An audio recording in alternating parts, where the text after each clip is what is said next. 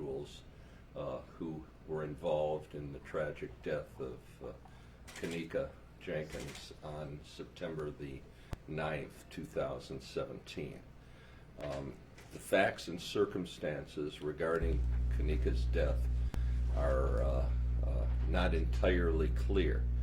That's primarily because there have been no adequate answers given for why or how Kenneka was not identified or found wandering in the Crowne Plaza Hotel on the early morning hours of September 9th.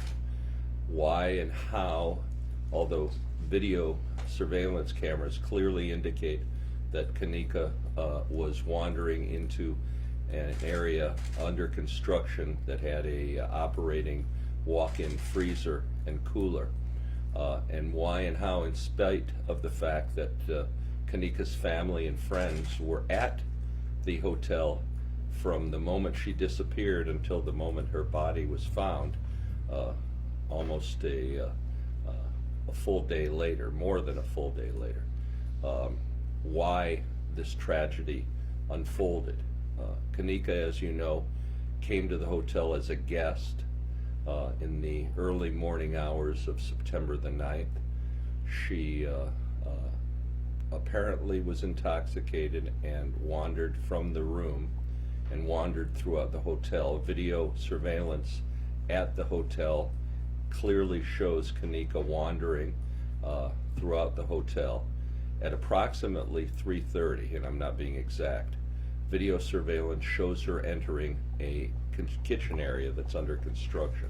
That's the Murray Brothers Caddy Shack restaurant that's now been open since that time. That kitchen, the door was unsecured. The walk-in freezer and refrigerator were obviously unlocked. And at some point,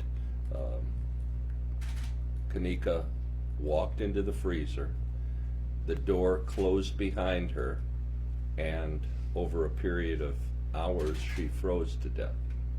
What's very concerning is that we have evidence that at some point, because she was clearly on video surveillance, at some point that somebody secured the doors to the kitchen area and to the freezer compartment where she died. These photographs, first of all, show this is the construction site into the kitchen, and this was taken after her body was found, but there's clearly the ability to lock the entire kitchen off, and this was taken by a member of the family. However, what's most concerning also is that the freezer door has a lock on it. This is a lock that you can prevent somebody from the inside from getting out if it's pressed. And we believe that it's very possible that this door, for reasons that we cannot explain, without ever looking in the freezer, someone came and locked this freezer door so that Kenneka could not exit the door. Now, there have not been adequate answers that have been provided by the Crowne Plaza Hotel. We have the police report. We have what they've described to us as the video, and the most revealing place on the video is that we see Kenneka entering this kitchen that it was under construction at 3:30. We know that the Crowne Plaza and the security company knew that she was missing at that very time, that they were reporting to the family that they were doing their best to find her. All they had to do was look on the video, and they would see that Kenneka was wandering the hotel, and they would see that she had wandered into the kitchen. There is no explanation that we've received at this time why Crowne Plaza, why the security company, and why the Caddyshack Murray Brothers restaurant didn't do anything for nearly a day and a half, and that her body supposedly lay there until it was allegedly discovered, I believe, at about 12:30 a.m. the next day. And by the way, then her body stayed there for nearly 5 hours while the family waited to find out what had happened to Kenneka. So we expect to get all that information during this pretrial discovery process. The complaint's been filed. The defendants have an opportunity now to answer the complaint. And we will get in due time a full incident reports filed by these defendants plus their insurance companies. We'll get the videotape. They say they've given it to us, but we want to make sure we have all of it. We will get all of their reports, and we'll be able to take the testimony of the security guards and all the Crowne Plaza employees so that we fully understand why this tragedy occurred and how it can be prevented. What's most concerning about this case right now from our perspective is the Crowne Plaza knew immediately, not many hours later, immediately she was reported by her friends and then her family, and her family was there at the Crowne Plaza on at least 3 occasions camping out to the point where the Crowne Plaza called the police on the family because the family was so concerned about Kenneka's whereabouts. Why, under these circumstances, when Kenneka is clearly visible on security cameras, walking into an area where she was eventually found later frozen to death, what happened at this point? That's a mystery that will unfold during the processes. It'll generally take several years to resolve this case, and I appreciate it. If you've got any questions, I'll be free to answer them, and Tereasa would be available to answer just briefly any questions you have. Mr. Fire, could you explain that mechanism on the freezer again? Sure. This is right here is a lock. It can be pressed down and it can secure the door, preventing anybody from the inside from exiting. It would effectively lock this door. And we believe that that door may have been locked from the outside because there's no other explanation why her body wasn't discovered. It's very possible that security people at the hotel knew she was missing, just looked into the kitchen under construction, saw that it wasn't secured, and started locking the doors and then left, and came back later to find, well, we've just locked in Kenneka.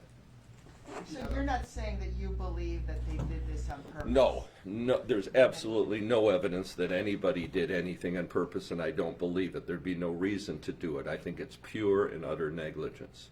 No suggestion whatsoever that anybody did harm to Tereasa on purpose. What's more likely is that through pure negligence, someone noticed that the doors in the kitchen were open. They locked them like they should have been locked. They locked the freezer, and unfortunately they locked Kenneka into the freezer and resulted in her death. You say that you haven't decided how much you'll be seeking from the Crowne Plaza, whether 50 or 100 million. What does that depend on? It depends on the facts of the case. The state has what we call punitive damages. Her pain and suffering during the period of time from the time that she was locked in the freezer until the time she passed away, and the losses to her family. Those are all things that we'll consider and a jury would consider in this case. Tereasa, if we may have you just out Can we speak. do it one by one? Sure. Yes, we do need to move those That's fine. microphones. How are you doing, first of all? I'm blessed. What do you hope will come of this lawsuit? Justice. I've been seeking justice from the beginning, and that was my purpose of seeking out for Mr. Figer. I mean, obviously, your family, Kenneka's friends, from the very beginning, you've felt that the hotel just did not do its job. Can you just speak a little bit to that? Well, I feel like I was asked if I had answers. I was seeking for answers, and trying to find my daughter. I have not received help until now. Let's be clear. When Tereasa indicates she's seeking answers, Tereasa was notified by Kenneka's friends at 4:30 in the morning.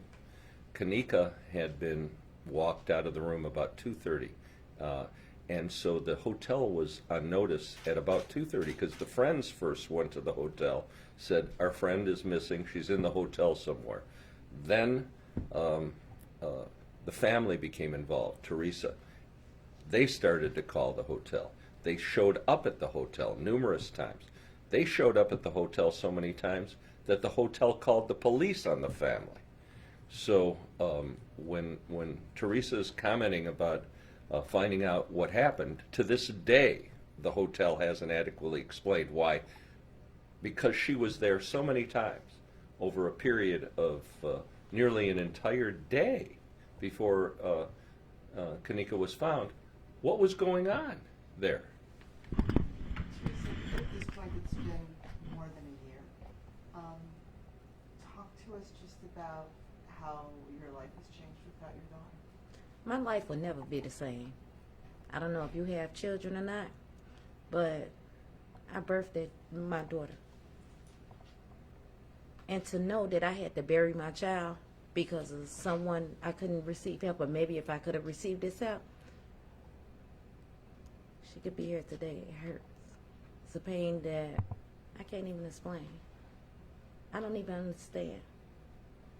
Mr. Fire, if I may ask again about the freezer, do you know the manufacturer of that? No, I don't. But I think it's a very common design, and I think it can be secured. It can be locked from the outside.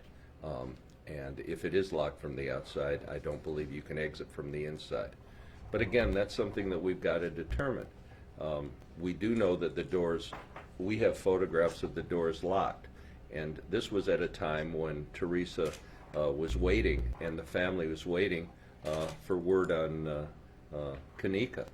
These pictures were taken by Teresa's brother during the time that they were waiting for some answers. He didn't really get permission. He just went down to the area where Kenneka was and took these pictures. So it's clear that the area could have been secured. It's clear it may have been secured while she was already in there. Because remember, she was missing for 24 hours. The hotel allegedly did a inspection and looked for her. Well, I suspect at some point that they secured those doors with her inside. I don't know for sure, but I'm going to find out.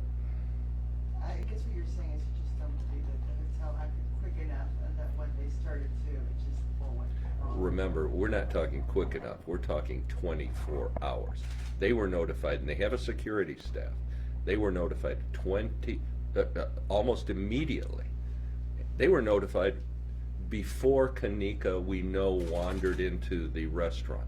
I should say the restaurant's kitchen. We know Kenneka left and was reported missing about 2:30.